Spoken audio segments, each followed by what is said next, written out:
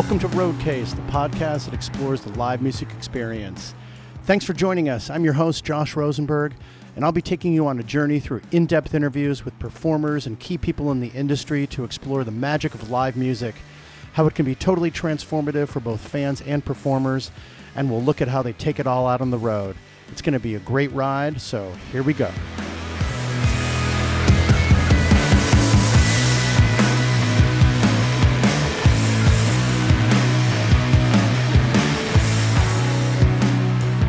Okay, welcome back to Roadcase. This is your host, Josh Rosenberg. Thanks for joining me. I'm really psyched to be here and psyched to have you for this episode. Like I've said, there's a number of different ways you can get involved with the Roadcase community. I'd love to hear from you on email. I love getting those emails. It's info@roadcasepod.com. You can also talk to me through the socials, Instagram, and we're still on Twitter. We haven't been banned yet. Twitter and Facebook. We've got also a YouTube channel, Roadcase Podcast, and you can join the party over at Patreon and support this podcast in a number of different ways. And we're going to have some exclusive content over there at Patreon, and there's some goodies there. I talk a little bit more about the episodes, etc. And you can check that out at patreon.com/roadcasepod. And of course, you can subscribe to this podcast on your favorite listening platform. And please, while you're there, if you are so inclined, that would be so cool and awesome if you could rate this podcast. The top rating is always preferred, but, we can take it. But if you'd like to leave a review, that would be awesome as well. So I'm really excited to have George Murphy on Roadcase today. George Murphy runs a company called Planet 10 that focuses on graphics and motion graphics and tour visuals. And George has worked with Journey and with Tom Petty on Tom's 40th anniversary tour in 2017, which of course sadly became Tom's last tour. But George tells a story of how he got connected with those two bands, which is interesting in and of itself. And to hear George talk about it, he came from very scrappy beginnings and really kind of threw his hat into the ring with Journey and with Petty, and had met a couple key individuals along the way, met the technical director of Petty who worked for Journey. So he took advantage of being in the right place at the right time for sure. But he is extremely grateful and humble about his experiences with Tom Petty. It's really interesting to hear him talk about how he positioned himself in that organization, what kind of work goes into developing tour visuals, and what that looks like to work with the band. He had this extraordinary experience of going down deep into the photo archives of the band to provide visuals, which is interesting as well. He worked closely with the band at their rehearsal hall shortly prior to the 2017 tour, and those are really interesting stories to hear. So we'll get a bunch of that great information from George. Currently, he's working with band Low Cut Connie, whom I really love, out of Philadelphia, and he's working directly with a venue in Wilmington, Delaware, Guild Hall, to create live shows, one of which was for David Bromberg's 75th anniversary. And like I said, he's doing some online streaming production and other kinds of graphics and technical assistance with Low Cut Connie out of Philadelphia. George is really articulate and quite verbose individual. George would self-admittedly cop to that, and I really enjoyed this conversation. It's an intriguing look into what it takes to bring those amazing visuals in huge live rock shows out into like stadiums and huge arenas, etc. So we'll hear a lot about that. I really enjoyed talking with George. I want to thank all of you for joining me on Roadcase for this great episode, and here we go.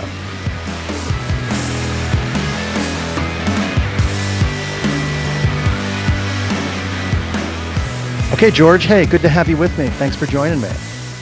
I'm happy to be here. I'm doing very well, adapting to, a weird post-holiday season here in Philadelphia, but hanging in there and stoked for what 2021 might bring for us here.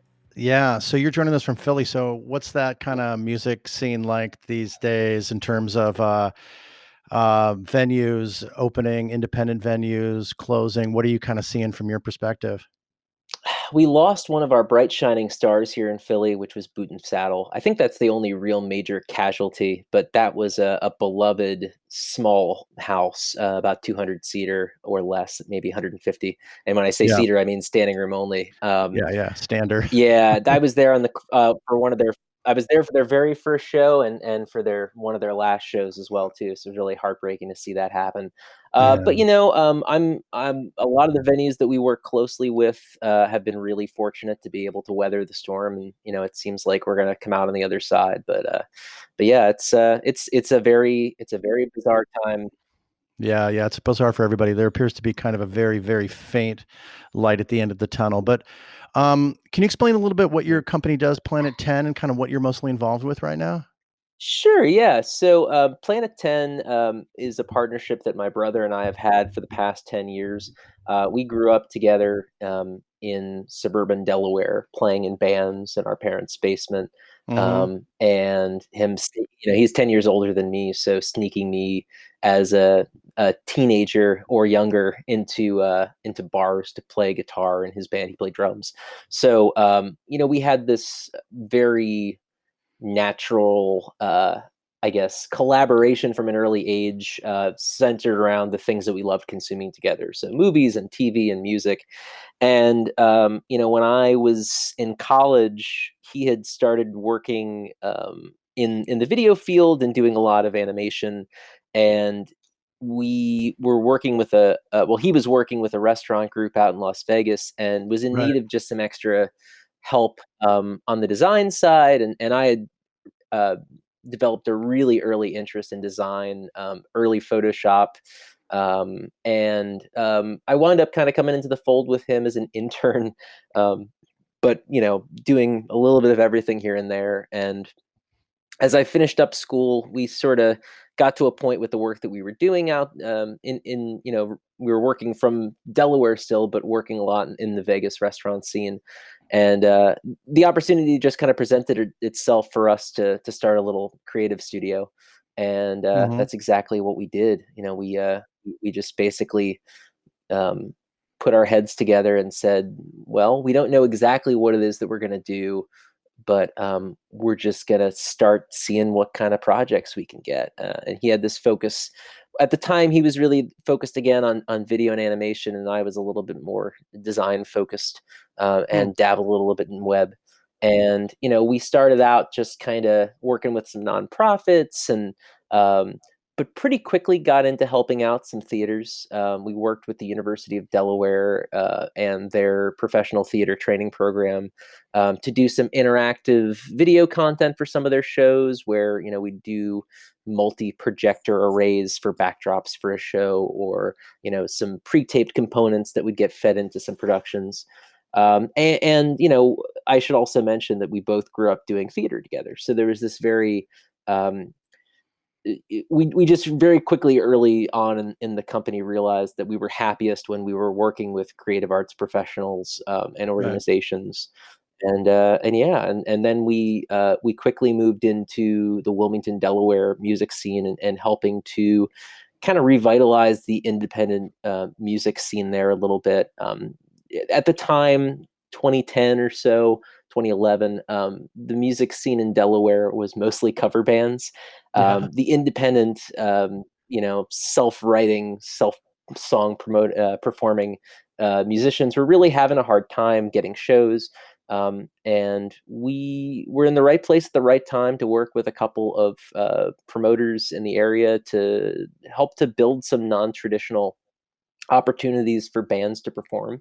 And we did this event called the Wilmo Rock Circus there in Wilmington, where we had 10 bands on two stages in one evening in Wow. literally it was a strip mall.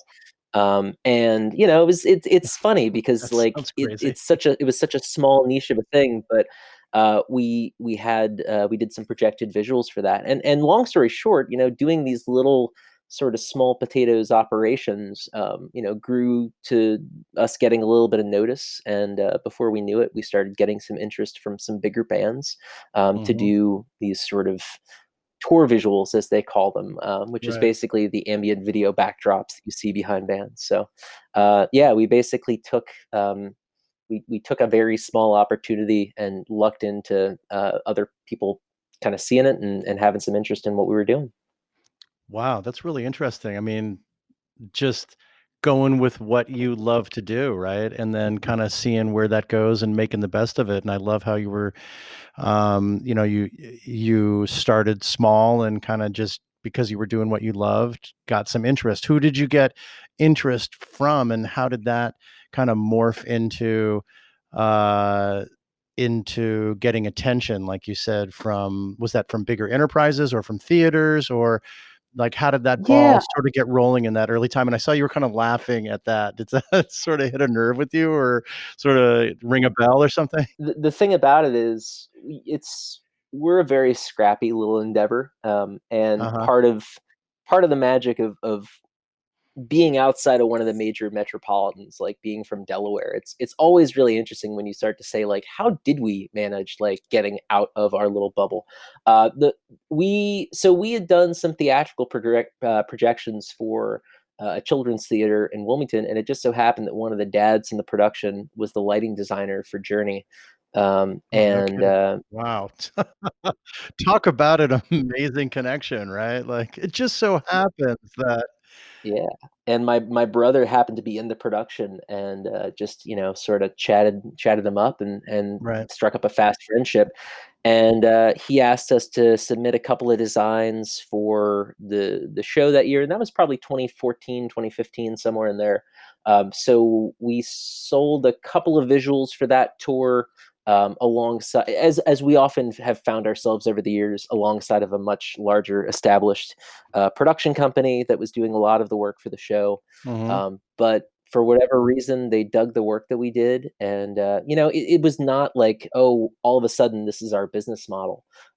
Honestly, the work that's now sort of our bread and butter was kind of like these are the fun projects throughout the year that don't really make any money, but they're the most fun to do. And Right. that happened again a couple more times, and then um, we almost wound up doing their 2016 tour, but it didn't pan out for whatever reason. So we kind of had written off, like, actually, to be honest, we we almost there was a conversation in December of 2016, or maybe it was November of 2016, of like, do we what are we doing here? Uh, are we are we just treading water? Is this the right path to sort of be on? It didn't really feel like we were gonna get an opportunity to step outside of the sort of, you know, uh, piecemeal client base that we'd established at that point. And then Mhm. out of the blue, we got a call from this gentleman by the name of Kevin Cassidy, who at the time was the technical director for Tom Petty and the Heartbreakers, and he was worked on the Journey crew, and had seen our work and was interested in having us put together a couple of concepts that they could put in front of the band. So literally, like, we had this conversation over lunch with our partners, saying like, "Oh, what are we doing?" And then we came back to that email of like, "Do you want to submit some ideas for this?" And we put a couple of ideas in there, and thought nothing. It was like, well, you know what? Let's just lob this over the fence and see what happens. Meanwhile, I was like, kind of doing some research into like, how do you close an LLC? How do we? What's next on the plan for us? Right. But then, we heard back pretty quickly that you know Tom really dug our work, and that they wanted us to come on board to do the majority of the work for their 40th anniversary tour, Wow. which is about as cool of a phone call as a person can get. Yeah, wow. So, well, that I was kind of wondering. You brought up Tom Petty. Well, with the Journey thing, like I was, we'll come back to Tom Petty in a sec, but to kind of Mm. get how you got to Tom Petty, right? Because whether it's Kevin Cassidy was working for, or noticed your work with Journey. What exactly did you do with Journey, and how did that? kind of come about, and what did that look like? Sure, yeah. So we did a couple. We did usually the way that visuals work is that it's based off of a single song, and you've got any number of songs that are kind of rotating in and out of the set with the Hmm. band. And I think on that Journey tour, we did visuals for like 3 or 4 songs. Faithfully was one of them. It was a really ambitious project, and then we fan sourced a bunch of photos from their massive fan base, and we built this little photo montage that kind of celebrated fandom over the years. Oh, I that's think that was the cool. piece that kind of caught Kevin's eye. And yeah, yeah, it's really interesting because it's not quite like making a music video necessarily, where you're really sort of going beat by beat, especially for bands that don't like play along to a click track where you can't time everything out. So it's this interesting blend between a music video and a traditional scenic design for like a musical, where you want to leave some breathing room on the stage. You don't want to distract from the band, but you want something that sort of just like pulls the whole scene together and keeps fans engaged in the show, and gives them, especially in this day and age, gives them something to take a picture of with their phone, so If they're not using a click track or something that keeps you also kind of on the timing schedule of the song, then how does that how do you think about things like that that seems to be very kind of cue specific, would be photos or not, or it's just not cue specific enough to be tight, but also to go along with the themes in the songs at the moment? Am I on the right track, and how do you do that? yeah, yeah, it's really atmospheric video. And this actually, Uh-huh, not okay. to hop too far back, but one of the things that I glossed over a little bit. So I mentioned that we worked a little bit in the restaurant business in Las Vegas. I should elaborate a little bit more. So in the mid 2000s, like 2006, 2007, my brother was in this unique position of kind of pioneering atmospheric video for flair bartending competitions in Las Vegas. For I'm sorry? With flair bartending. So flair bartending was like, if you ever see footage of bartenders where they're throwing bottles and mixing drinks, but doing a lot of sort of juggling and performance art along with just simply making cocktails. Very popular overseas, Okay. Europe. But in LA, there was sort of this or sorry, in Las Vegas at the time, there was this bustling industry, and I mean, there were huge competitions with big money prizes. And one of the restaurants we were working with, one of the fixtures of their of the um, I guess, of their whole business model was their party bar, which was located across the casino from where a Cirque du Soleil show let out. So people would kind of come in after the show let out, right, to see this flair bartending showcase that was happening, where there were sort of 3 sides of the bar, and the idea was whichever the loudest side of the bar was got free shots. So you had these world class flair bartenders that are just working there. And one of the ideas that was kind of where we kind of came into the fold on this was creating entrance videos for each of those bartenders, where kind of like if you watch like pro wrestling, as they're Yeah. coming down the ramp to the ring, you see this video package play. So we built those for each of the bartenders, and really at the time, I say we, it was my brother was doing the majority of the work. I was just kind of in the right place at the right time to help out. You know, again, because we're multimedia artists, I was like mixing the audio for the entrance music and whatnot. But long story short, we started doing those videos and doing this sort of flair showcase that would happen every night.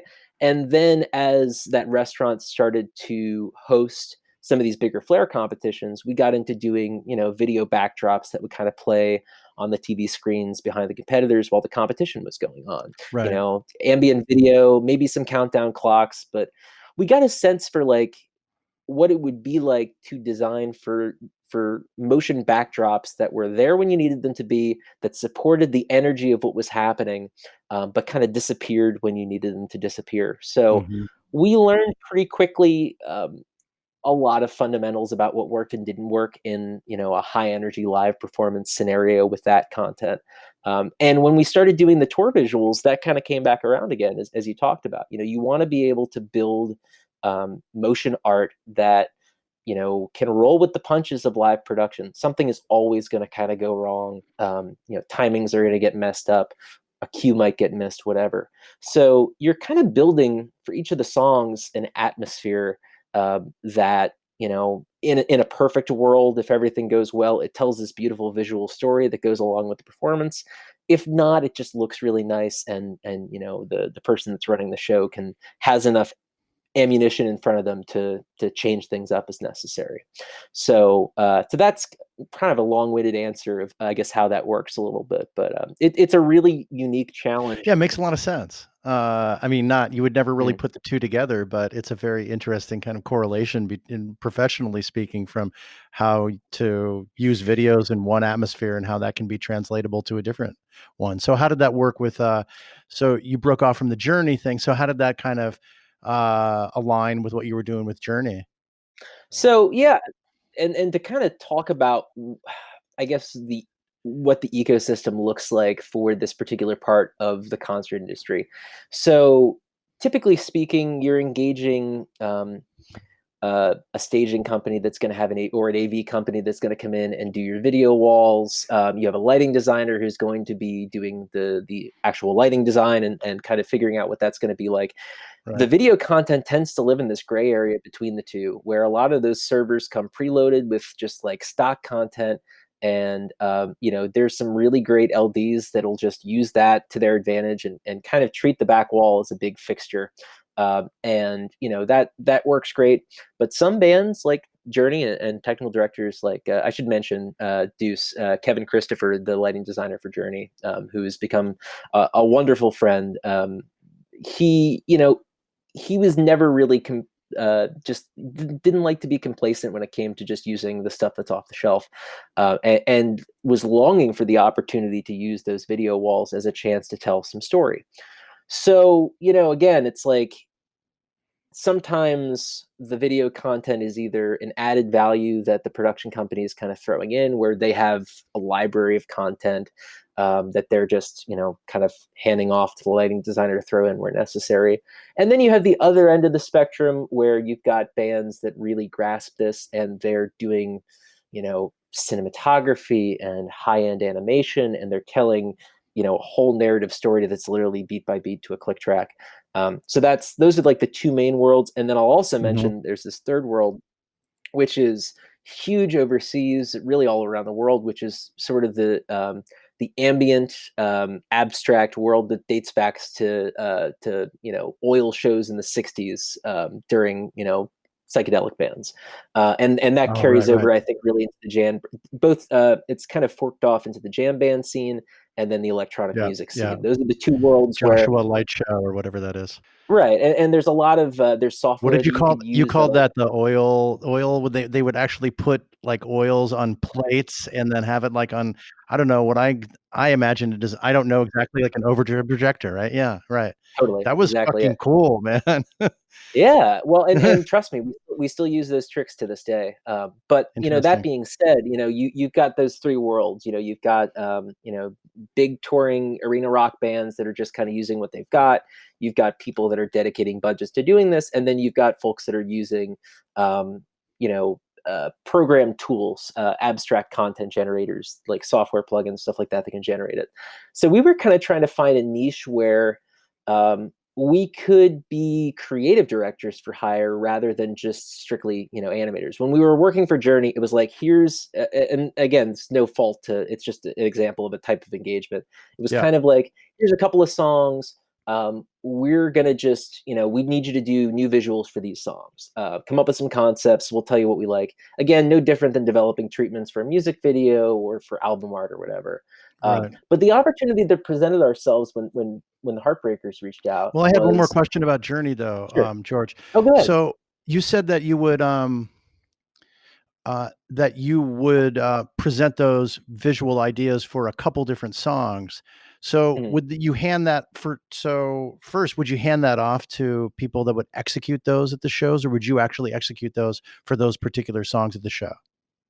Sure. Yeah. So what we would basically do in those situations, I guess I started talking about this and didn't finish the thought. So typically speaking, again, there's two scenarios. Some bands will tour with, a video director that's doing all the in-house IMAG footage, that's also programming the video content for the show. The more common scenario is that that's the lighting director, and it's built right into the lighting console. So that was the case with Journey. That was the case with Tom Petty and the Heartbreakers. I think that generally speaking, it's kind of like we develop the content, hand it off, put it on a server, and then it just becomes a part of the run of the show. We do our work from our little spot out in Delaware, and then the content goes and tours the world. Gotcha. So yeah, Interesting. we'll come back to that later. Yeah. Yeah. Okay. All right. Good. Yeah. But it's like a plug and play kind of thing for those particular songs.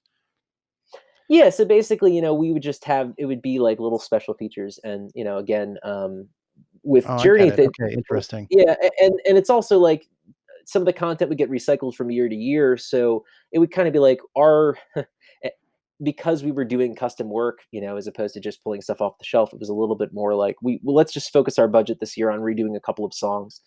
And that's something that has gone on, and we'll circle back to Journey because that story loops back around again in a minute. But yeah, it's like getting our toe into the water of doing a few of those visuals, getting to go and see that for the first time because we weren't out on the road experiencing it, was so surreal. I remember seeing the Journey visuals for the first time the summer after we had done. Maybe it was the same summer we did the first visuals for Faithfully, but yeah, it was a real crazy moment for sure to see that because you Surreal, kind huh? of put yeah, you put stuff on up into the cloud, and then you hand off the files, and then magic happens. Right. But weren't you engaged with the lighting team there before they went on the road? I mean, but Yeah, but so I you think saw that how it fit into the overall show, but you're saying like to see that come back and like to see the particular show, or did you go personally, or did you see video of it, or how did that particular logistically go down? well, that's what kind of shifted. When we were doing the first couple projects like this, we were really just kind of, we were designing to the studio recording of the song, or maybe, occasionally we would get like, here's footage from the last time the band toured the song, so you could sort of see where the lighting cues are, so the content can go along with it. Mhm. And then when we saw it, we could kind of put two and two together, and that just made it easier for us the next time we went back to it. But that's actually a perfect kind of moment to pivot and talk a little bit about the Petty opportunity. Yeah, You know, sure. we were contacted. There were a number of challenges with the engagement for the 40th anniversary tour. Two things. First and foremost, the timeline was really compressed. We basically had about, I think, from when the contract was signed to when tour rehearsals was starting was about 12 weeks, maybe 10. But, as I mentioned, this was the first opportunity where we could really go in and say, we want to take the lead on developing the content for the tour. We were collaborating with another larger and more notable production company that was going to contribute a couple of bigger assets. Our goal was to focus on doing the volume. The Mhm. second tricky part of this was that the band was typically known for touring without a real set list. They had like obviously hundreds of songs that they could pull from, and it wasn't really until 2 weeks, 3 weeks before the start of tour until there was like a formal set list that could be spoken of. So talk about taking Really? some shots in the dark. So we basically, we came on board, and the first thing I said was, we have almost no time to do this. I think the only way that this is going to work is if we can build into our engagement to come to tour rehearsals and help to program and build the show on site with the band while they're putting this together, mostly just because we didn't know what the songs were going to be. Then the Journey model was just a couple of songs. This was an entirely different model. This was about providing visuals for the Yeah. whole show. Okay. Yeah, and this is the moment where we were kind of making this pivot, which we'd been longing to do, from just being, much like if somebody came to us and said, "Hey, make a little animated sequence for our movie or for our TV, whatever." This was an opportunity to say, "Let's work with the production team and build the look and feel and the atmosphere for the whole show." So, I basically said, "Let us do this." They were gung ho. They let us come and do this. And the first thing that I got the opportunity to do that was so surreal, because this was the 40th anniversary tour, they wanted to have a little bit of nostalgia involved. Tom was really focused on not rehashing the past, but knew that this was a tour where it was important to tip his hat to the road that's been traveled. So I convinced them to get me out to LA and let me go through their archives. The archives were literally a room full of cardboard boxes in Tom's manager's offices in Wow. Studio, or I guess, yeah, Studio City. And I got to work with Tom's longtime secretary, who was just an absolute dream, Mary. She had an encyclopedic knowledge of what this giant pile of boxes looked like and where everything lived. And I was able to kind of sift through that and pull a bunch of really spectacular archival material that we were able to sort of pepper in throughout the show. But Mhm. basically, it was a really crazy run up to that because we threw a couple of concepts.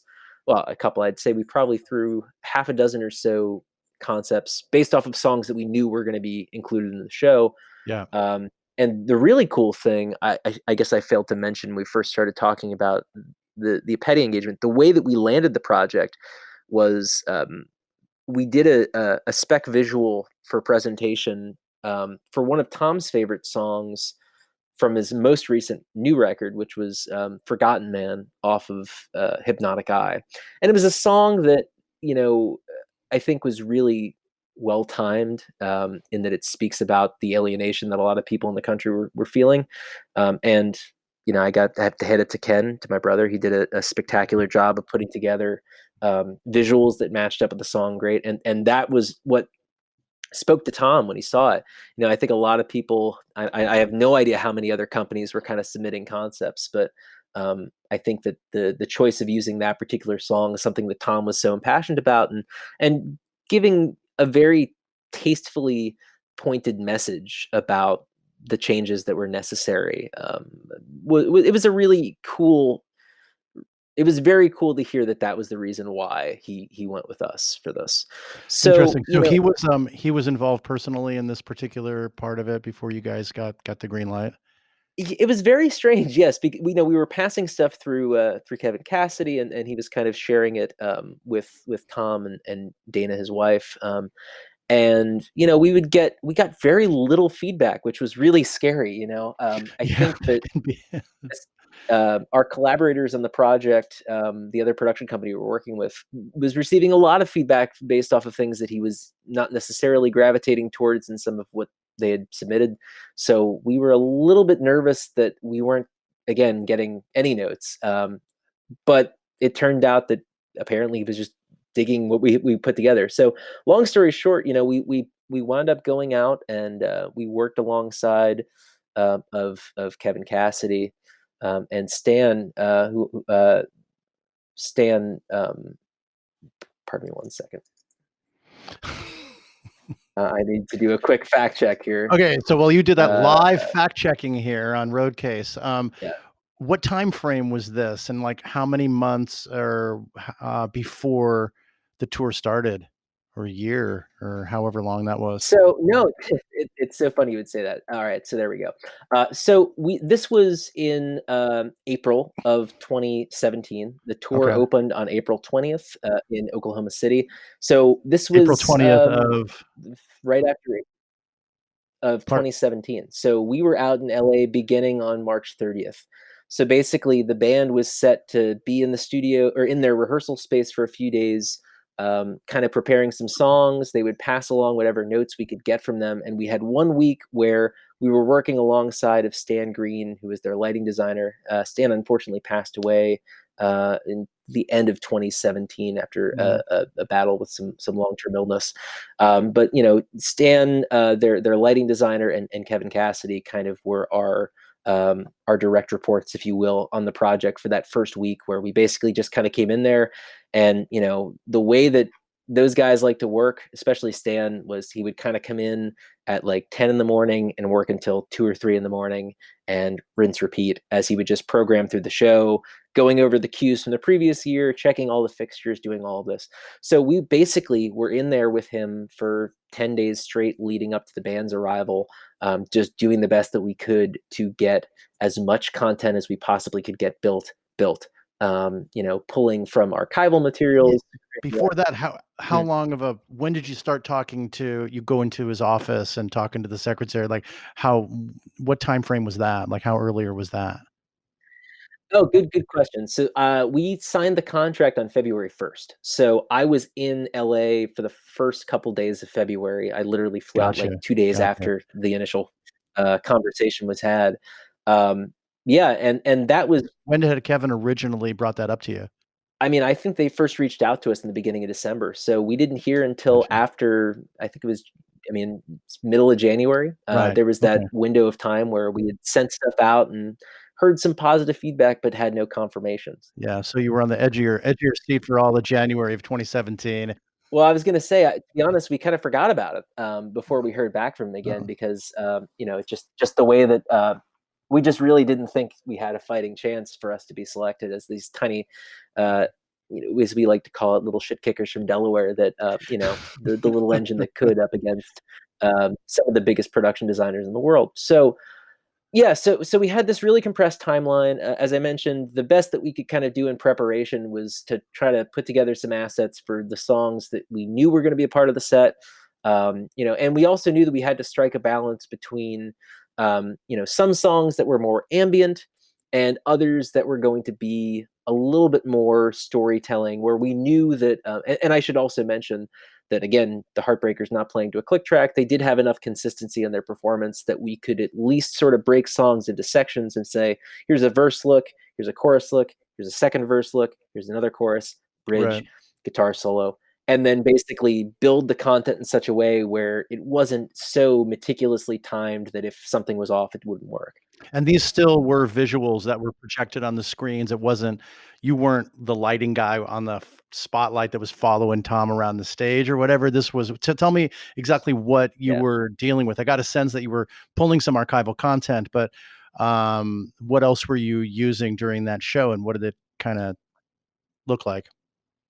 Yeah, so we shot some stuff, we sourced some stock imagery that we then took and affected. We basically we made a whole pop culture blender of sort of some moments that were a little bit more on the nose to match up with what was going on, and sometimes you just wanted to have a little bit of either psychedelia or abstract madness to kind of have depending on the what's happening in the course of the show.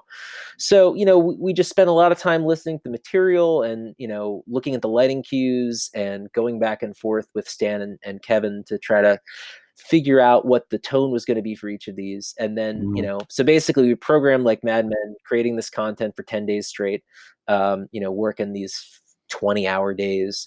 And then, we had 5 days where the band was in there rehearsing. And, the coolest moment, I should mention on my first trip out to LA, Kevin was able to get me to the Heartbreakers Clubhouse, which is a very special place. You've probably seen photos of it in a lot of the pictures of Tom and the guys, where it's where they would practice and where they recorded their last 3 or 4 records. Right. Um, you And know, it's this a was in really, LA really because special place. you told me the secretary's office was in Studio City. Yeah, that's right. So this is up in the I valley, actually grew and up there. wow, in Studio City. I did, yeah. That's awesome. Yeah, I so we stayed at the I don't the, is it the Sportsman's Lodge? Does that sound right? The Sportsman's Lodge? Yeah, you mean where my grandparents used to stay in the 1970s when they drive down from the Bay Area and visit me? That Sportsman's Lodge? You'll Yeah, appreciate this, I happen to know it, somewhat well.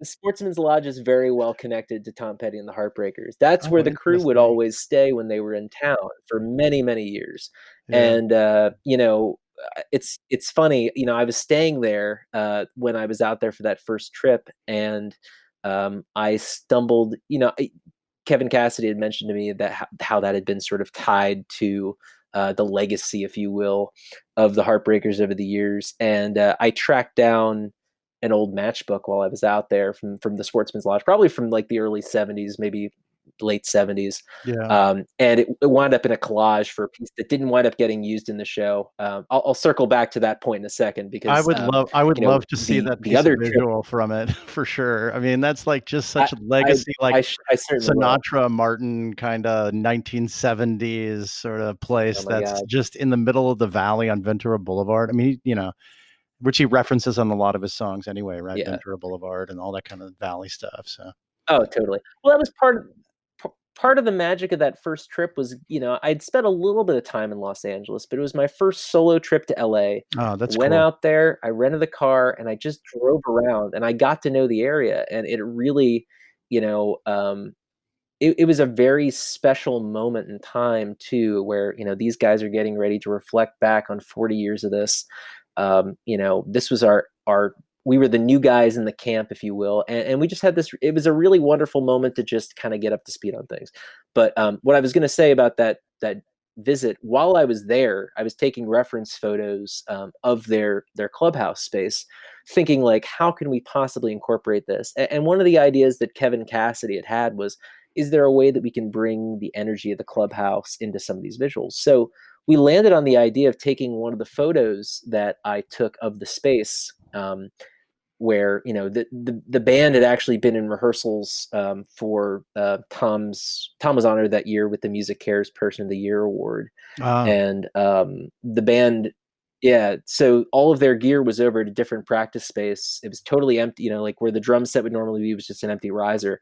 So I took this wide photo of the space, and one of the last things that we did before the band came into rehearsals later that spring was we decided that would be a perfect image to have up on the video walls when the band walked into rehearse for the first time. And they just got such a kick out of the fact that it was like we were bringing the clubhouse to, Sony Picture Studios backlot where the rehearsals were happening. And I could spend 2 months talking about this. It was such an incredible experience, and a lot of wonderful stuff happened. But suffice it to say, those 5 days were crazy. The set list came together. We were building content. The band would come in from rehearse for a few hours, and then we just work all night again to build new content for the show. It was a really, really wild experience. did they ever sneak a song into the set during the tour that you weren't familiar with and had to like improvise? So the way that the two things happened. One of which is that the set list actually wound up staying pretty much the same. They Hmm. decided to do that because they had Charlie and Hattie Webb, the Webb sisters, who were phenomenal vocalists, that joined the band for this tour. They were Leonard Cohen's backing vocalists for many, many years prior to his death. And Tom had seen them and insisted upon getting them for this tour, which was really, really special. But, that wound up really helping us out because it meant that they wanted to lock into a more consistent set list. So there were like 3 or 4, 5 songs maybe over the course of the tour that would change Yeah. out here and there. But and we built a special folder of abstract visuals that Stan could use when that Ah, happened, okay. to throw some stuff in there. And there's also another variable that I would mention, with this type of work is how do you incorporate the IMAG footage, the house cameras that travel with the band that are filming the band that kind of gets mixed into those video walls as well too. The cool thing that we did was we incorporated some of that into the visuals. So like if Mike Campbell was playing guitar solo, we basically left a hole, so to speak, so that they could pipe that IMAG in there, and then we'd either Yeah. overlay some visuals on top of it or maybe. You know, so it was a really crazy and surreal experience. We had a moment to speak to Tom, partway through the rehearsal process, which was the only direct real conversation. My brother and I got over and called over and introduced to him, and he just basically said, "Listen, I love what you're doing. Keep on doing it." And that was enough to just be like, "Okay, this was all worth it." Uh, How like before the tour, how much time before the tour was then did that occur? And Well, so this was all so quick. I mean, that was the second to last day of rehearsals. At yeah. the end of the day, every usually Tom would kind of come in, rehearse, and then go on. The first day, our where we were set up in the back of the house, right by the lighting console, was just adjacent to an area that they had set up with some couches and coffee service and stuff like that for the band. So they were hanging out like maybe 10 feet away from where we were sitting back there, and had no idea who we were by any stretch of the imagination. But Tom had been there on the first day, and he actually spilled a cup of coffee, and I like, ran over and handed him some paper towels as if it was the coolest moment of my life. And I was like, "That's it. That's my interaction with Tom Petty. That's fine." But That's no, great. on the fourth day of rehearsals, at the end of the day, he had stuck around. Everyone kind of thought he had left, but he was still there, just hanging out. And Stan and Kevin went up to talk to him about something, and we wound up just kind of moseying our way over there, and they introduced us to him and explained who we were and what we did. And he just, had a really nice moment of kind of telling us that he dug what we did. And then we were talking about, there were a few ideas that we had, one of which was incorporating this older gag from, I believe it was the Dogs with Wings tour, where he used to have the top hat from Don't Come Around Here No More would be in this chest on the stage that would sort of light up, and he'd go over and put the hat on. And it's a long story, but we were toying with the idea of filming him doing that, which is something we ultimately did wind up filming, although not with Tom. We wound up using a double for it because he was pretty busy getting ready for the tour. But he just told us some stories and kind of went on his way. But it was such a surreal experience. We're just sitting there like cross-legged on the floor where the band would normally perform, just like hanging out with Tom for a few minutes. Were you a fan of Tom's before you got this gig? Yes and no. I mean, I think everyone in America, every warm-blooded person, grows up with Petty's music. But I mean, my brother and I were both into his music and, grew up playing his music in bands and things like that. But when you work on a project like this, it becomes all encompassing. And it's more than just fandom, because you're becoming a part of that artist's legacy in this strange and bizarre way, and whatever little role that might be. So, I spent a year of my life with that band in a way that you can't do that in any other. It's such a unique opportunity. So yeah, we became fast, heavy fans, and we also had to really familiarize ourselves with his oeuvre of music to be prepared to build visuals for whatever they decided to put in. But the surreal thing that happened, so all of this comes together in the course of this 2.5-3 month period, and then it goes out on the road. And we're kind of like, okay, hopefully it goes well. So we're like, you're not on the road with them? That's right. We did not go out on the road. We, were a part of it for rehearsals. We saw it through, and then we kind of let our child fly and handed the content over to Stan Green to run over the course of the tour. But we got pretty close to seeing what a full show would look like when we were in rehearsals, but you never know until things start really happening on the road. So my brother and Did you see shows on that tour? Well, I'll put it this way. The first night of the tour, my brother and I were sitting on Periscope, trying to find people that were posting live videos, streaming from the show. And we, were watching, and then we did that for the first few shows, seeing like, oh, is everything working right? Oh, they missed a cue here, missed a cue there. That's all good. Take notes, sending stuff back and forth. And so, we did the best that we could to virtually keep an eye on the show. And, we would sort of debrief after every couple of shows with the production team and make adjustments where necessary. That's interesting. I got to see the show for the first time. Yeah, I drove out to Pittsburgh with my wife, who was my girlfriend at the time, to see the show for the first time, and it was so surreal getting to walk into the arena and see this come together. Right. I mean, did they at least give you did you sit by were you with this lighting director at the show? Where were you? Yeah, we sat right at the console. It was amazing. Yeah. We saw the show 7 times, 8 times, something like that. At least I saw it. My brother saw a couple less than I did. I think it's interesting you didn't like go to the first show of the whole tour and like deliver feedback like right on the fly. Like I'm interested in knowing why that didn't occur and what you thought of that. Hindsight is 20/20. I think there were a number of factors. My brother had a very young daughter at the time. She was about 6 months old, or maybe a year old when the tour started.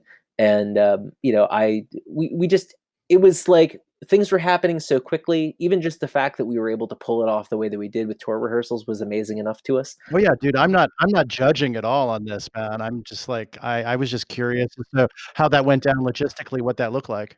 The reason I bring that up is because like I've thought about this a million times since it happened, of like, why weren't we there? Why didn't I go to every show on the tour? Sorry to bring it up, was still dude. the best. No. I mean, like I said, it's nothing that I haven't thought about. We know how the story ends. It's not pretty. So, but the cool thing was we did get to, in addition to seeing the show and staying and checking in on it a few times, you know, I've got a good Philly story to come back to, but the coolest part about the whole thing was that Ken and I got to travel out to Los Angeles for 2 of the last 3 shows at the Hollywood Bowl, and we got Nice. to spend some time, backstage and watching front of the house there, and so that was like the ultimate culmination of the work that we did, I would and imagine. such a That cool sounds way to really wrap the fucking cool, project dude. back around. Yeah, I will say that the one of the things that happened, that you might take interest in is as the show went on, because we were kind of building it as the show went, adding new visuals, sending stuff via Dropbox during the course of the tour, Yeah. programming new clips in. One of the things that Tom had decided probably about 4 weeks into the tour, we had a very sort of classic treatment for American Girl. It was a lot of like beautiful, diverse women, kind of all mixed together with some America ephemera, and it was fine, but it was a bit too much of an afterthought for such an important song.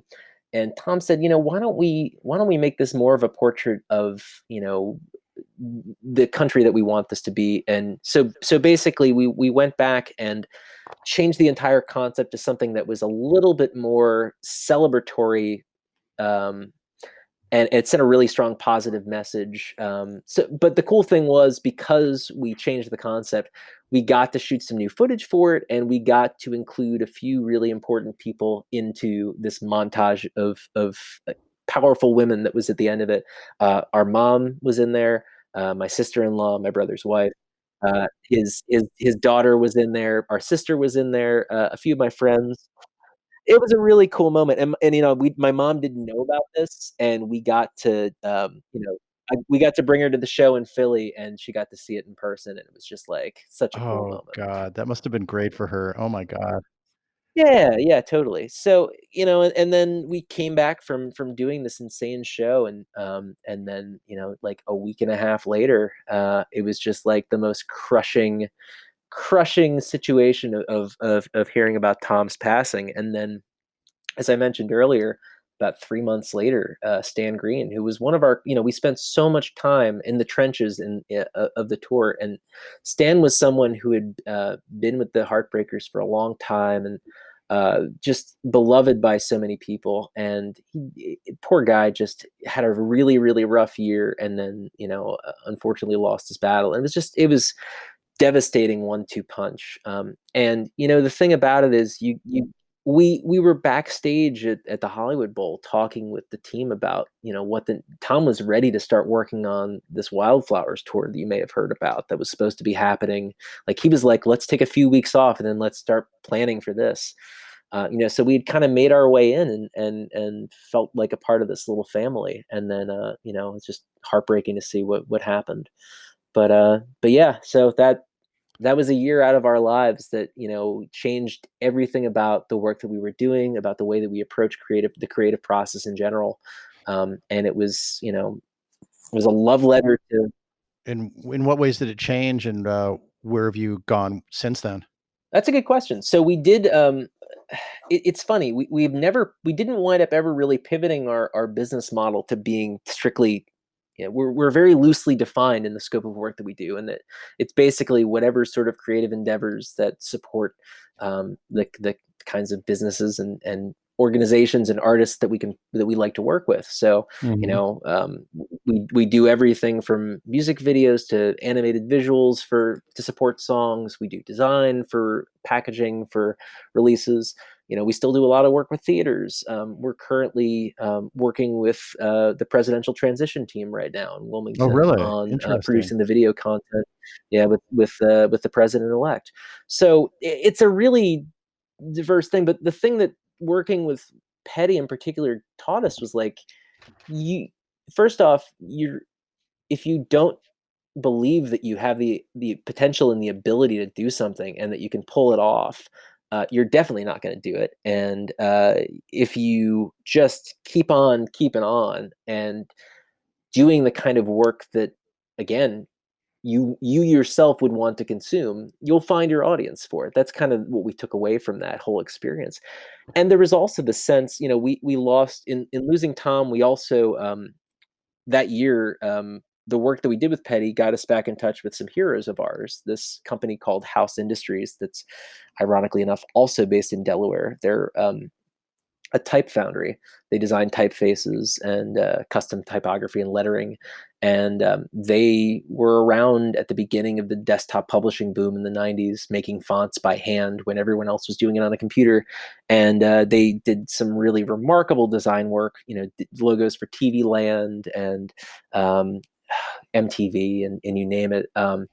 They were kind of the people that we looked up to in the creative arts community. I read a book by them around the time that we started the business that just that made me crazy enough to believe that we could pull off being a business as a couple of shit-kicking kids from Delaware. But they noticed the work we did with Petty. We started working with them. And one of the partners in the business, Rich Rote, who I'd become friendly with just from the music scene. His kid was playing in some bands on some shows that we were helping to produce design and visuals for. We started working very closely with them, and we were at that moment of like, we're going to do something really cool together. We don't know what it is. I went out to LA with them right before we were at the in LA with the Heartbreakers. The weekend before, I had been in San Francisco with these guys for an event that they were doing with their pal J.J. Abrams of massive film notoriety. And again, I had this conversation right before I left with Rich of like, we don't know what we're going to do together, but he basically just said, you're a part of our little family here, and we're going to do some cool stuff. So Petty passed the first week of October. Rich passed about 6 weeks later, right the day after Thanksgiving. It was just like 1-2 punch. And what that taught us was like, you can't just wait around for these opportunities to come to you. Life is precious, and the people that you want to work with are not going to be here forever. So you have to go find them, and you have to come up with things to do. You can't just wait for them to have a magic opportunity. What I wouldn't give to have been able to have another conversation with Tom to talk about X, Y, or Z. Just even like, I now would never have waited until day 4 to like try to get introduced to him. I would have said, hey, would you mind? I know this is crazy, but whenever you get a chance, can you just for the sake of like, maybe I'll get to have another conversation. So, 2017 was like the best year, and in a lot of ways the worst year. And then, but we did come back from it in 2018. We came back into the fold with Journey, and we did design all of the visuals for the tour that they did, and the visuals that they've been touring on since then. You have? That was another really fun opportunity. Interesting. How was that different than the first time that you worked with them? Well, it was mostly different because of the new technology that emerged. There's a software platform called Notch, which is a live real-time graphics processor. And what that allowed us to do was we actually worked with a motion designer and 3D animator here in Wilmington, Adam Cruz, who's the brother of the founder of House Industries, Andy Cruz. We worked together to bring a couple of their classic album covers to life as 3D scenes that were rendered in real time. So basically, we built this little 3D world with the covers from Frontiers and Raised on Radio. And those scenes were being dynamically generated in real time from the server. So we were able to, not only have these really cool visuals that were, fully animated, but rather than those being like flat video files that were playing back from a server, because they were being dynamically generated, we could actually incorporate the IMAG footage directly into it. So for example, for the visual that we did with the Raised on Radio album cover, it's this, kind of a shot of a radio station out in the middle of the desert. We were able to fly a camera through the scene and actually project the band performing in real time on the wall inside of the radio station model, for example. Wow. So it was the really unique technology to get a chance to play around with. And, it was another interesting challenge. Yeah. I mean, that raises a question that I had just about creativity in general. Sure. I mean, you're how much are you limited? Like you go into a scene, you talk to the band, you get a feel for what they want to do. Clearly you're a magnificent idea person. You've got all these ideas in your head. And I don't think I'm projecting by saying that clearly. You've got a lot of ideas in your head. how much is it a fight with yourself, your own creative mind, and limitations of technology to do exactly what you want to do? And are you frustrated with it, or sometimes, or are you feeling that you have the technology and you've got your arms around these things so that you can almost do what's in your fucking head? Yeah, well, I mean, that's a really, really good question. So there's three variables that we were kind of always struggling with this. Time and budget are the two obvious ones. Yeah. But the third one is like with the band involvement as well too, and you know, even just like in working with whoever our point person would be, the lighting designer, the technical director, you've got differences of opinions as far as what works and what doesn't work with the content. Getting shot down. There's Yeah. that footnote, right? Well, you know,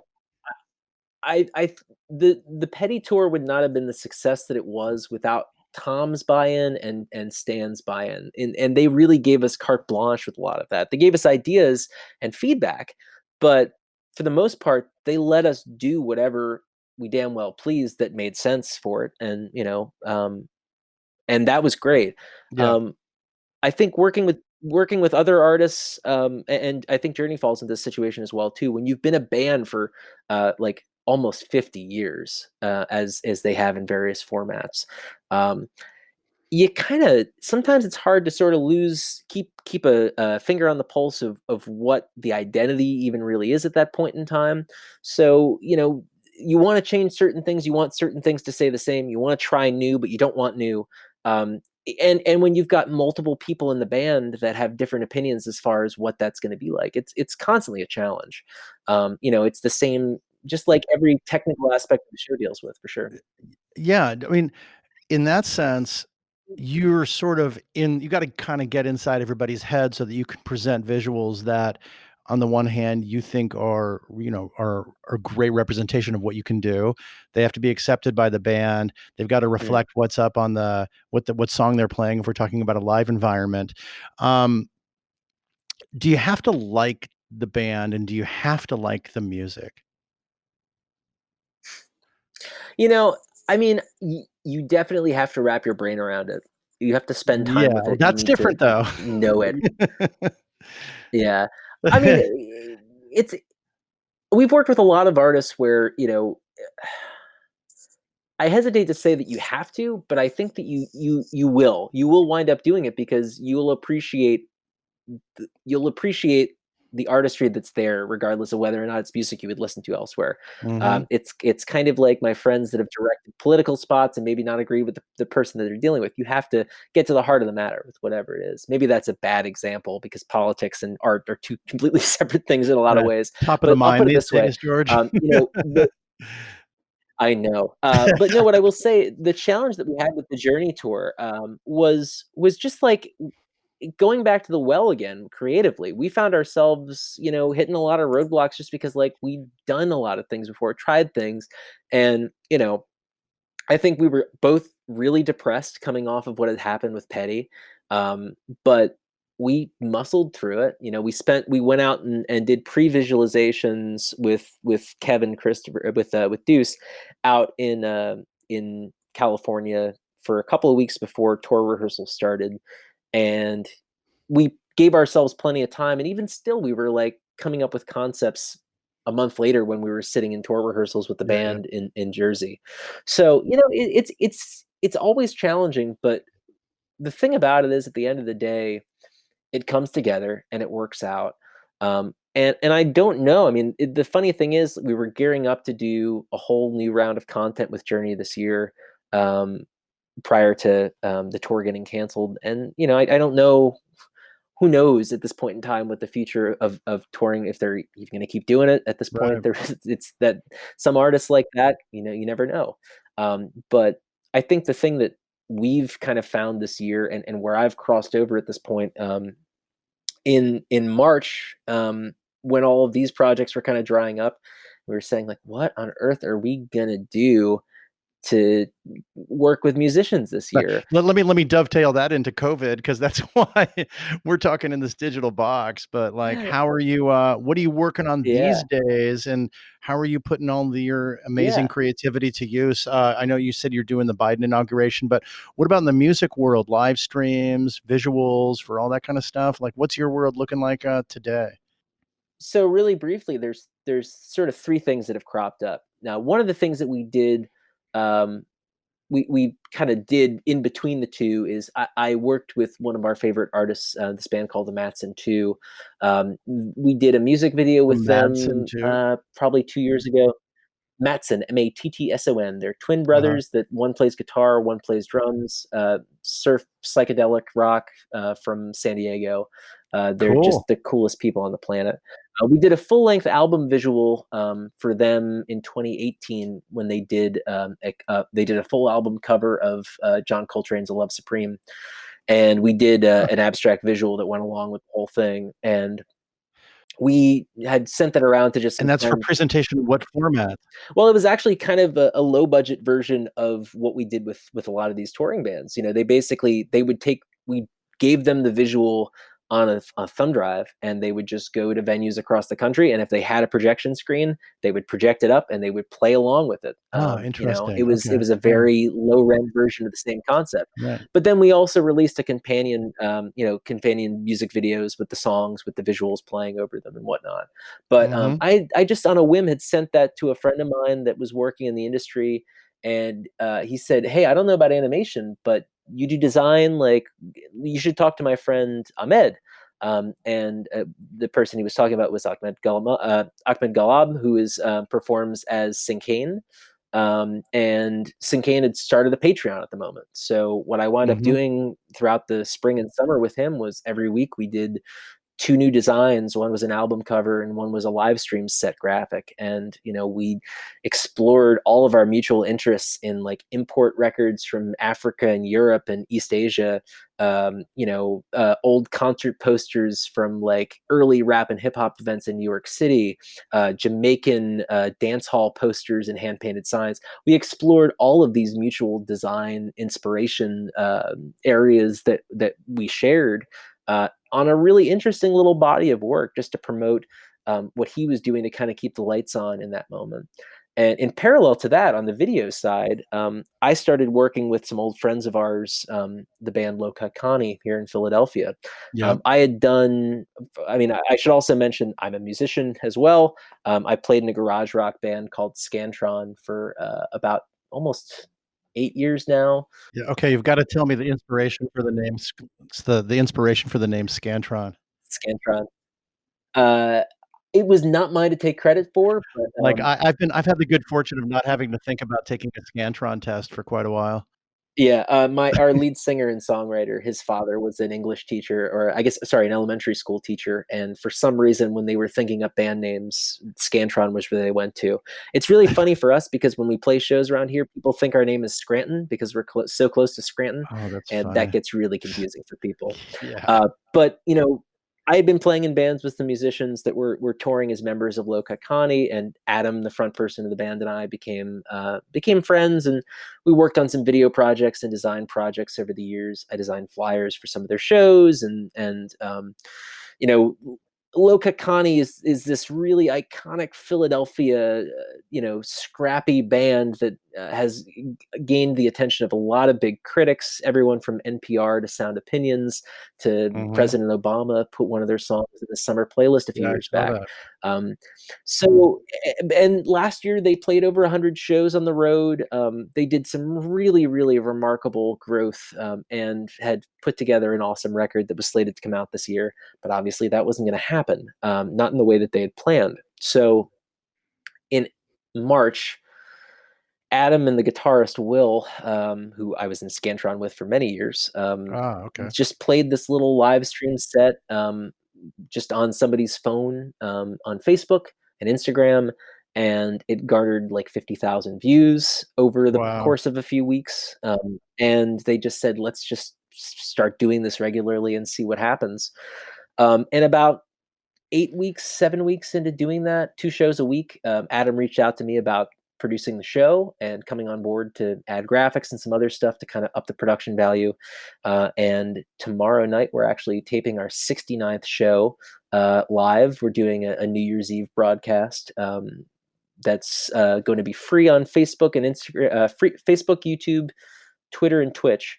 And then we've also built a Patreon for that as well, where we do 4 special events a month.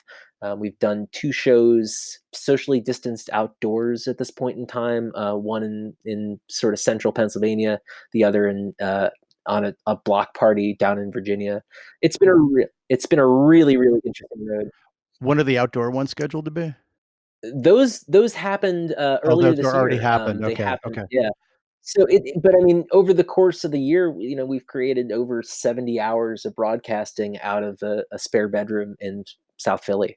So it was not the work I was expecting to be doing this year. What have you been doing in terms of visuals for those shows? We actually just built like some broadcast graphics. I mostly just run the show and make sure that the whole thing doesn't fall apart on a nightly basis. Up until a few weeks ago, we were shooting the thing entirely on using smartphones and just plugging them into computers. And we now have a very basic camera setup for them. This week, we're making the jump to 8-channel individual audio capture so that we can do professional audio recording of all the shows as well too. Up to this point, It's just been 2-channel audio. So it's a pretty surreal, scrappy experience that's growing, and there's a lot of big things to come. I mean, the thing that has happened this year with artists like Adam is those that have found a way to make live streaming and services like Patreon where they can really directly connect with their fans. Amazingly enough, this weird little endeavor has brought people a lot of bliss and hope, and brought people together in a time where we've never been more isolated. And it's been really amazing that the band has stayed afloat through this, and are in a lot of ways better off than they would have been. I mean, the margins for touring as an independent band at the mid-level, it's really challenging. It costs a lot of money to put a 7-piece band on the road. So this has been a year for them to kind of reset. And I think the most important part of this thing, if you look at bands like Fish is a great example, and there's a lot in the jam band space that understand that they have fans that if they can see every show that the band plays, they will happily pay for that privilege, and I think that this is where you're starting to see bands outside of that genre that are going to understand that if you have a ravenous fan base and you give them the opportunity to support you, and if it's in all possible to see every single show, they'll do it. So, we're kind of looking at, as whenever things kind of go back to the new normal that we're getting to with touring, the plan is just to continue doing some form of these live streams on the regular into the future and to offer the ability. We're building a rig that can go out on the road with these guys and hopefully with the goal of staying. Yeah, I totally agree with you on that. I mean, I've talked to people on the show from Noon Chorus streaming service to just yesterday, I was talking to a promoter from upstate New York, Dan Smalls with Dan Smalls Productions. And, so sort of understand a little bit about how streaming is going to affect promoters. He's like, well, people outside of the 3-hour by car radius aren't going to come to shows anyway. So, so let's stream. Let's stream those shows and get it out to everybody that's interested in seeing the shows. And of course, Andrew Jensen at Noon Chorus is utter proponent of it. But streaming has changed how we're looking at music going forward. How are you involved exactly with Low Cut Connie, and how do you see that evolving? So I produced the show. I produced the Tough Cookies broadcast, which is the weekly free show on Facebook. We also do an extra couple of those every month that are private just for the Patreon fans.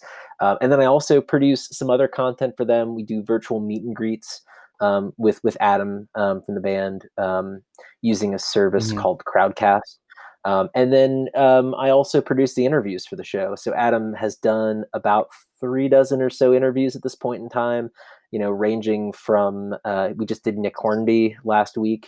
Prior to that, we've talked to Darlene Love, to Dion, to Beyonce Knowles' dad, Matthew Knowles, who's the brainchild behind Destiny's Child, and a ton of other incredible things. And it's probably going to wind up becoming a podcast in 2021 as well, which is exciting. But Oh, that's interesting. another big part of the show. So that's been kind of my daily operations with them. I also designed a couple T-shirts for them this year, and it's just Cool. scrappy. But the other point, as you mentioned, Yeah. streaming shows, we have a partnership with Arden Guildhall and Arden Concert Guild down in Wilmington, Delaware. It's a historic Hmm. barn that was turned into a music venue and live events venue a number of years back. And I've been designing concert posters for them for almost 10 years now. And this year we helped them to install a proper streaming rig. And in September, we did our first virtual ticketed show. We did David Bromberg's 75th birthday party live at the Hall. Oh, yeah. I was We going to did it ask you with about 7 that. cameras. Hmm. Yeah, it was pretty wild. We sold over 1,000 tickets, which was unbelievable. It was Wow. way beyond Yeah. our expectations for what the event was going to be, and that's led to. I had already been. I filmed a short documentary with David a few years ago about his violin collection, and we're hoping to expand that into a much larger project this year. We're working. The doing a totally independent live stream like that was a real head trip. I literally, in addition to designing the ad mats for the show, designing the T-shirts for the show, producing the event, coordinating the entire production, I also built the ticketing Hmm. platform, customized that for the venue, um, and my brother Wow. did the actual live cut of the show, which was pretty crazy. So it's been a really, as I mentioned, it's not like, well, we just do this one particular thing really well.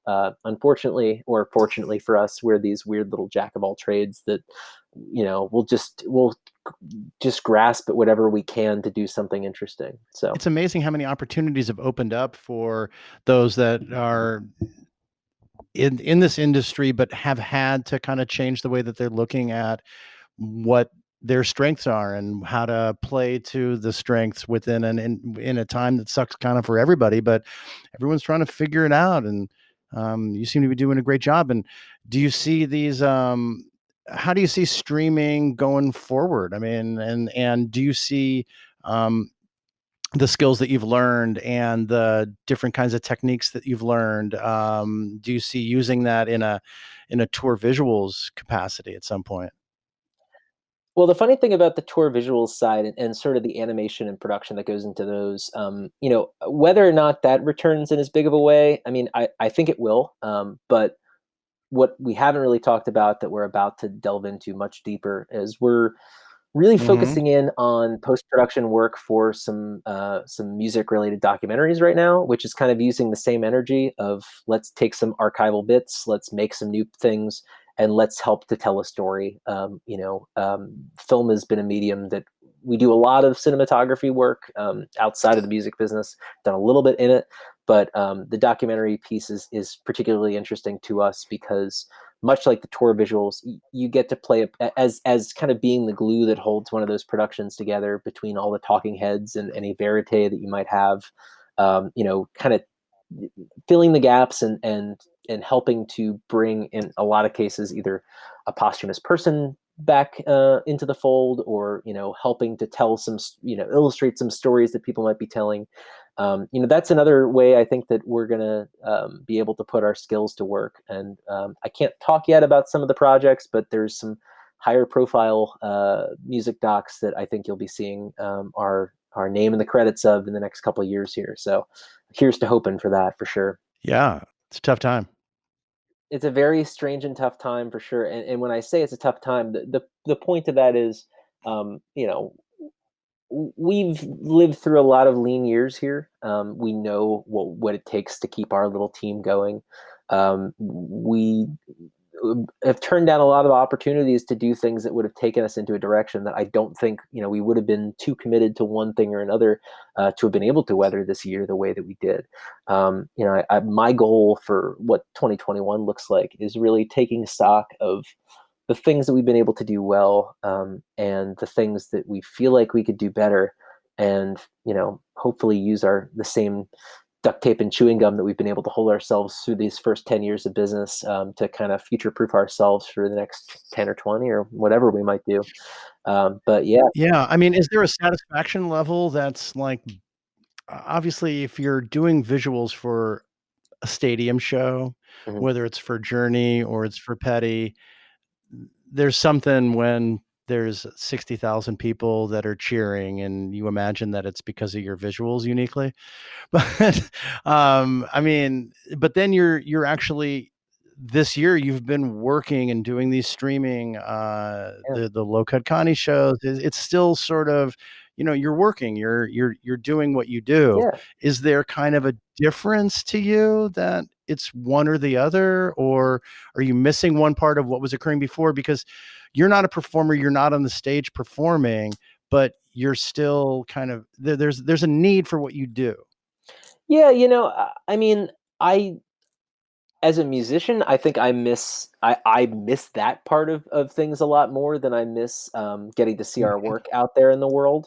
And the interesting thing I gotta say, I mean, Right, but I'm talking about you as not as a musician, but as a visual artist. oh, totally. But my point is like, the interesting thing about it is like, yeah, I mean, it is really nice to see your work on that kind of stage. But at the same time, we're the feedback that we're getting, even on our, I get a lot of, I see the feedback that Low Cut Connie's fans are giving to the fact that this production is there and that it's filling this void for them in such a challenging time. And, when we did the David Bromberg show, being able to safely produce, the first time that band had a chance to get together in 6 months, and probably the last time that they would be able to get together for another 6 months or longer. It's Mhm. there were a lot of emotional payoffs this year in its own way. It's just different, Yeah, and I think the yeah, tricky part of this is you can't take anything for granted. I mean, maybe we'll never land another show that's as high profile as what we got with Petty's 40th tour, but first off, that's just the way the cookie crumbles sometimes. And whether we're doing yeah. visuals that are getting seen by hundreds of thousands of people, or we're making stuff for ourselves in our basement. At the end of the day, it's just about being able to get to do what we love for a living and to work with our friends. And in the best case scenario, if you can, keep your friends' lights on and collaborate with people that you have always wanted to work with, and just really focus on bringing good into the world rather than, slinging, I don't know, hamburgers, or trying to hawk shit that, no one really needs. It's a good day. I mean, that's we don't. Trust me, we're not above, commercialism. We're certainly all about. At the end of the day, we have to. You're not above hawking shit. No, I mean, we sell a lot of T-shirts. I tell you one thing, Sometimes I you have I to. did, this is one of those, like, you get to the end of the year and you start to think about your goals from last year and what you accomplished.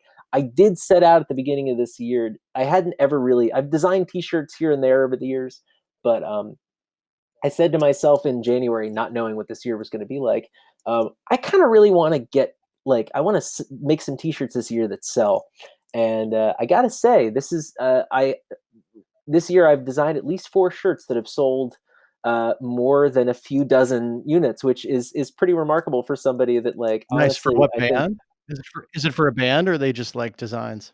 I designed no, I mean, And it's for bands. I mean, design work for hire. yeah. It's just I've done a lot of album covers and things like that, but T-shirts had always been an area where I just I feel like I had constantly been missing the mark. And this year, we did a shirt for David Bromberg's 75th that, was an "I wasn't there" shirt. I thought that was kind of fun.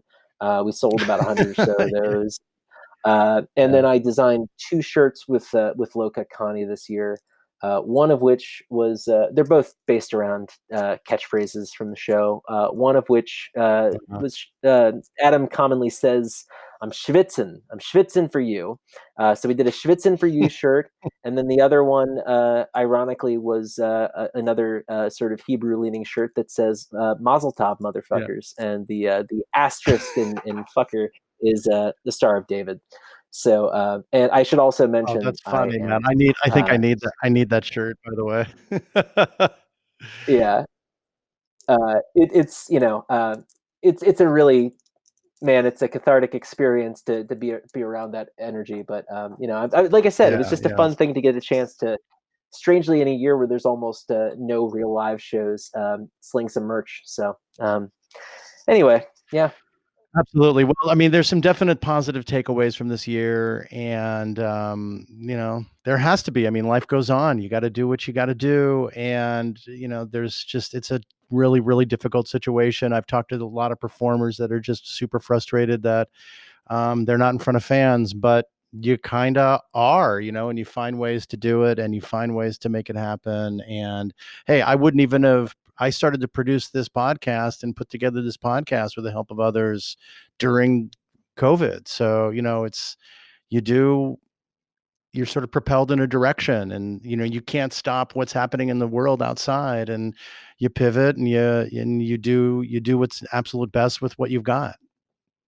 Yeah, that's the truth, man. Well, hopefully, Right. we'll be having a much different conversation the next time we talk here. As things kind of come back online. I think the good Yeah. news is, the performing arts and live music in general. Obviously, we're gonna lose some venues. We're gonna lose a lot of revenue. But at the end of the day, we're not going to lose the passion. I think if anything, you're going to see people. I mean, I was talking to somebody the other day about this. I was commonly the kind of person that would drive a few hours to go see a show if I really wanted to see it. I think I'm never Oh going to yeah. think twice again at this point in time about going to see a show, because I mean, there's nothing that I wouldn't give on any given night this week to be hopping in a car to drive 5 hours to go see whatever. We'll get Yeah. back to that, man. But George, thanks a lot for spending the time. You've done some amazing stuff in the visuals area and just everything that you've done. And I really enjoyed hearing your story, and I appreciate you sharing everything with me. Well, Josh, thank you for having me. And yeah, I hope, like I said, hopefully the next time we talk, we'll be singing about the virtues of a post-pandemic world. Yeah, absolutely, man. I sure hope so. We're going to get back to it soon. Fingers crossed. Yeah, man. Thanks a lot for being here. Really appreciate it. Take care.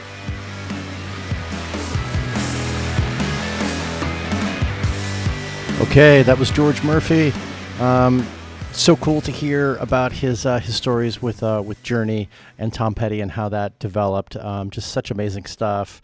And it was also really cool for me personally to hear about how he was hanging out in an area like a mile away from where I grew up, in this old school hotel, the Sportsman's Lodge, which is part of Tom Petty lore. But God, George has got such a great attitude, and the stuff that he's done, and during this pandemic period with Low Cut Connie, and the visuals there, and producing the live show, and just all this great stuff that he's done. He's got such a great attitude, and he's just got his hands in so many different things at the same time. I'm super impressed with it, and I know that show has been super successful, and I'm really looking forward to seeing what the next thing that George is going to be involved in. Guaranteed, it's going to be something really cool and clean and interesting. I mean, his graphics and his visual sense are really super top notch and really aesthetically amazing. So keep an eye out for George. I want to thank all of you for listening to this episode of Roadcase, and I want to thank George again for taking the time to be here, and we'll see you on the next episode of Roadcase.